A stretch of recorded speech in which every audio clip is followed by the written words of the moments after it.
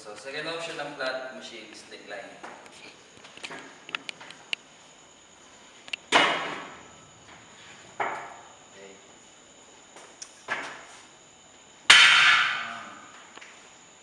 So, ganun pa rin. Mag-machine, ang pagkakaiba ng machine sa manual is, bukod sa safe, kahit heavy, andun na lahat ng grip, kay wide, mid, close, and hammer. So, napakagandang option para sa shape ng katawan. At the same time, hindi ka manghuhula kung paano ibababa at paano iaangat. Mahuli man ang isa, parehas pa rin ang daanan. So, yun ang kagandahan ng machine sa manual. Decline, wide. Okay. So, hindi mo siya pwede pagsabayan na kuha. Okay. So, isa muna. First, kaliwa o kanan ka, yun ang mauna. Bago yung isa. Kasi marami na dito. Mahirap ito iangat. So, slow ang baba.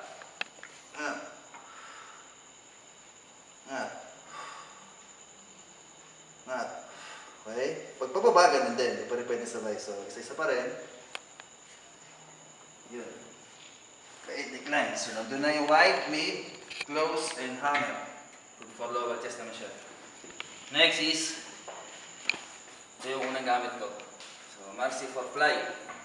So, optionally pa rin, meron tayong machine na fly. Unless sa manual sa flat na dumbbell. So, pwede ka rito. Mas relax.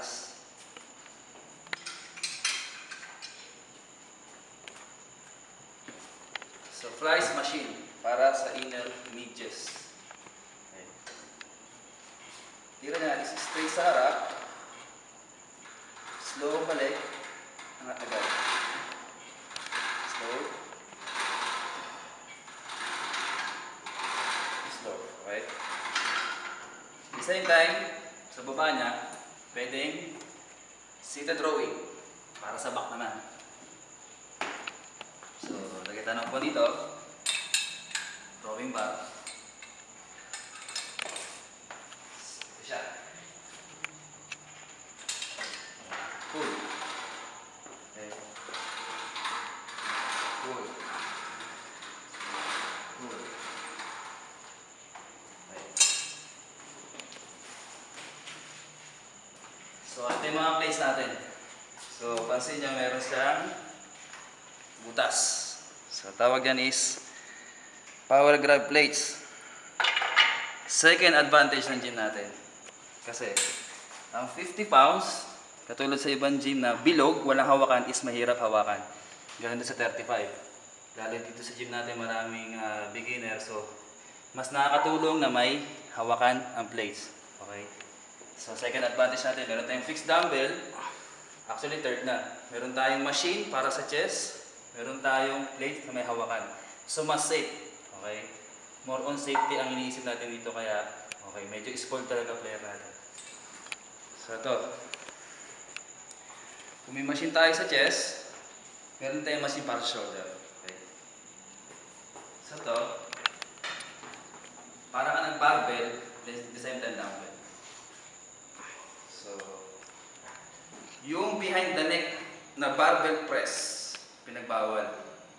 Kaswertahan natin dito, meron tayong machine na doon tumatama yung pinapatamaan ng behind the neck barbell press. So ito siya. Kung nakaharap tayo doon, so ang angat niya is papunta sa likod.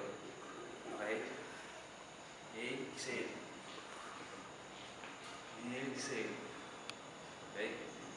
Pag pumarap tayo sa kabila, yun yung military press sa front. Okay? Pumarap tayo doon. So, siya dito. Pare.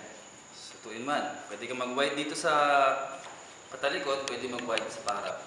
So, optional din pa rin. Exhale. Exhale. Exhale. So, pwede ka rin mag-isahan. Pero, parang dumbbell. Isa pang trabaho ng machine, pag hindi pantay ang muscle, example, kanan ng pwersa mo, malaki yung kanan. So, pwede mo siyang pantay sa pamamagitan ng machine. So, pwede kang maglaro ng isa lang kung maghahabol ka. Yun. So, yun ang advantage natin dito sa hot dogs gym. Yung manual, may machine. Ito naman yung manual shoulder. Okay? So may clamp na siya. Pang straight bar. So huwag na tayo tira ng behind eh. Sobrang bawal na kasi pressure ang batok, tsaka at the same time mawawala sa posture yung pagsandal sa lower back. Okay, so pag nandito tayo, wala tayong ibang kundi military press. So front, kung sinabing military press, sa harap. Save. Save. Balik lang. Okay. So ito, pang flies. Okay. Dumbbell fly. Manual. Pwede press. Same time, isa, incline naman.